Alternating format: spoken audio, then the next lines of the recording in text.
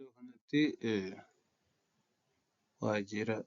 waajjirichatti guyyaa qaxaraman jedha. Asittis dogoggorri jiru. Asittis waajjirichatti guyyaa qaxaraman jedha. Kun dogoggora isheen kun. Haala itti waajjirichatti ittiin dhufan yookaas immoo ወደ መስሪያ ቤቱ የተቀላቀሉበት ሁኔታ jedhama ariifisa. Gara jechuudha. Gara isa itti aanutti irratti guyyaatti qaxaraman.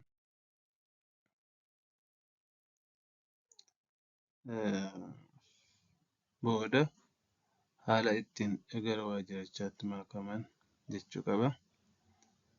Isa yoo ilaallu asirratti kaa'eera haala qaxarrii jedha. Kanaaf gaafa qaxarrii gara waajjirichaatti gaafa dhufamu isa kamidha?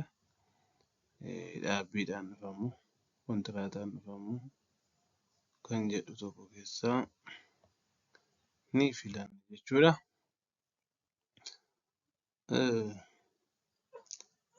Asirratti kutaan itti aanu isa kana. Iddoo kanatti lakkoofsa xalayaa qaxarrii asitti barreessina. Eessarraa arganna? Xalayaa qaxarrii gara mataa duraatti argachuu dandeenya. Lakkoofsicha asitti galmeessuu qabna. Wanti hubachuu qabnu keessaa tokko iddoo kanatti bifa urjiitiin jira taanaan otoo hin guutiin darbuu hin dandeenyu. Hunduma isaa keessattuu yoo ilaaltan bakka urjii qabu kana mallattoo urjii yookaan istiraayik star ishee jettu kana yoo ilaalle hin dabarsu jechuudha. Kanaaf isa guunnee dabarraa. Xalayaan qaxarrii kan lakkoofsa dhabee yoo jiraate yaa'u akka feekii ta'e nu agarsiisa jechuudha. Kanaaf lakkoofsa qabaachuu qaba. Garuu siistemni hin dabarsu jechuudha. Asitti kan ilaallu lakkoofsa eenyummaa waraqaa eenyummaa mana hojii sanaa jechuudha. Kun lakkoofsa galmee isaa wajjin waa wal fakkaatu yeroo baay'ee lakkoofsa sana asitti guunna jechuudha. Yoo dhabames akkuma manuwaalirra jirutti nu dabarsuu danda'a jechuudha. Iddoo kanatti inni itti aanu gulantaa jedha. Kan isa jedhamu sana 0 hanga 10tti kan jiru keessaa tokko filanna.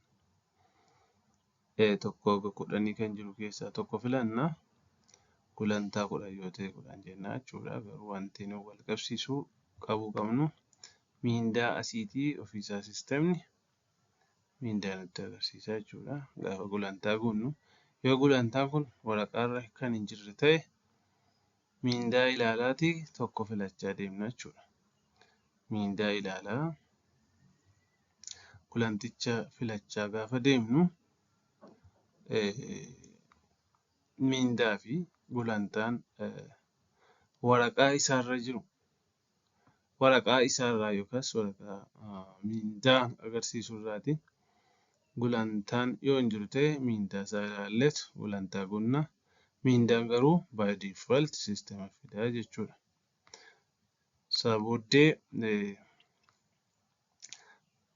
erga kana fidnee booda kaa'ii jenna jechuudha. Kaa'ii gaafa jennu hin kaa'a jechuudha. Isa dura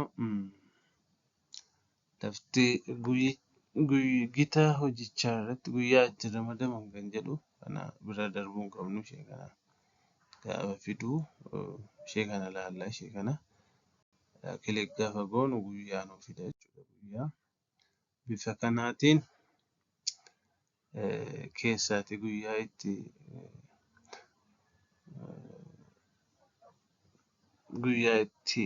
gara gita ammarra jiranitti guyyaa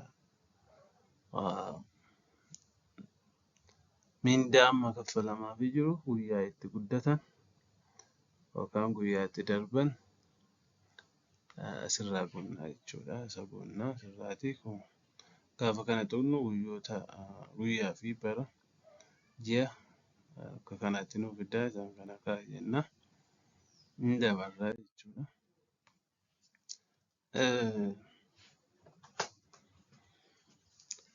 Wanti baruu qabnu as keessaatii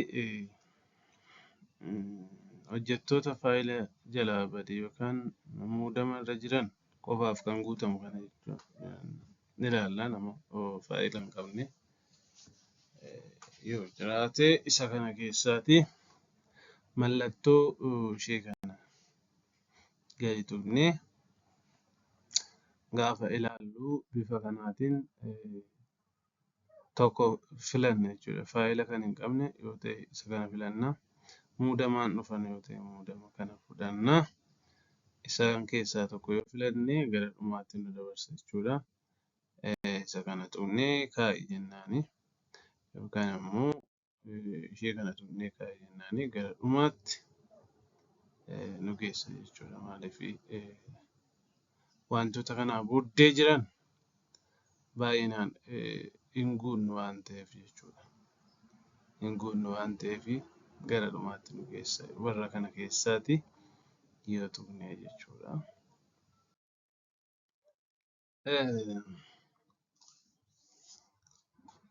Bakka jireenyaa kan jedhu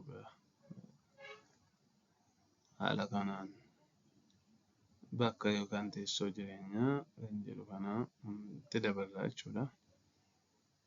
Kan hojjeticha gaaffii kana keessatti iddoo duwwaa kenname irratti naannoo bulchiinsa magaalaa bakka dhaabbanni sun itti argamu dursa siistem irratti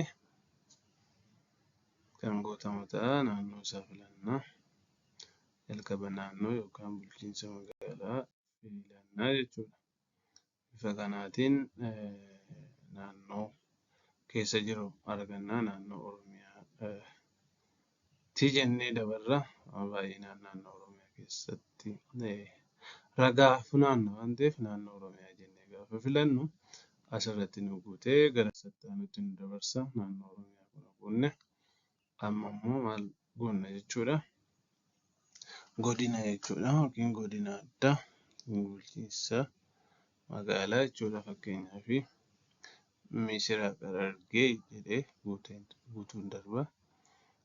Gaaffii kana keessatti iddoo duwwaa kenname irratti godina bakki dhaabbanni sun itti argamu saanduqa dhimma kanaaf qophaa'e keessatti siistema irratti kan guutamu ta'a jedha.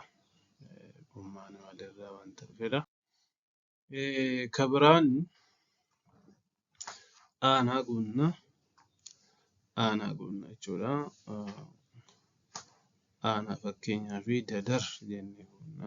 Warri Dadar asirraa bakka kanaatti argachuu dandeessu. Gaaffii kana keessatti iddoo duwwaa kenname irratti maqaa bakka dhaabbanni sun itti argamu siistema irraati kan guutamu ta'a. Aanaa of eeggannoodhaan aanaa sana goonnee dabarraa kan dhaabbatichaa jechuudha. Ammas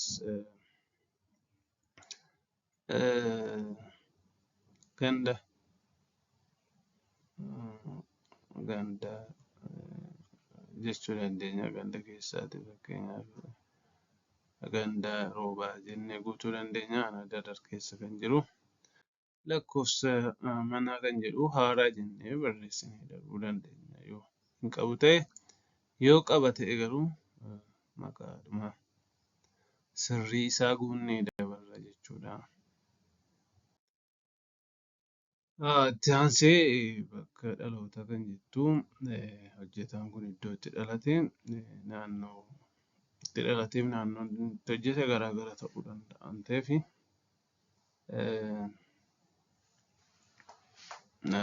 wanta asirratti hubachuu dandeessu teessoo namicha kanaatiin namni kun hojjetaan kun teessoo isaa inni jalqabaa inni lammaffaa garuu bakka inni itti dhalatedha. akka inni itti dhalatedha. Kanaaf bakka isaa guunnee darbuu dandeenya jechuudha. Fakkeenyaaf amma akkuma dura argine yoo bakki dhalootaa fi bakki inni amma jiru iddoo tokko ta'ee ofuma isaatii waan dura guunne guutuutti nuu fida jechuudha. Asii gadi tiik goonee teessoo isaa waliin tokko jenne yoo ilaalle isaan kun warra asirraatii dhufanidha. Akkamiin tiik goonee ishee kana tiik gooneetu hunda informationii jiru yookaan odeeffannoo jiru hunda gubbaarraa asitti koppii nuu godhee jechuudha. Garuu yoo iddoo garaagaraa ta'e ishee asii tiikii kana balleessinee ishee kana tiikii gochuu baanne kanaaf tokko tokkoon Oromiyaatti dhalatee iddoo inni itti dhalatee Oromiyaadha. Naannoon isaa godinni isaa immoo asiiti Miraab Gujii yookaan Gujii dhiyaa jechuu dandeenya. Achirraa dhufe yoo ta'e namichi kun kan hojjetaan kun itti aansinee aanaan itti dhalate aanaa isaa guunna. Aanaa isaa Hello akkam jirtu hundi keessanuu.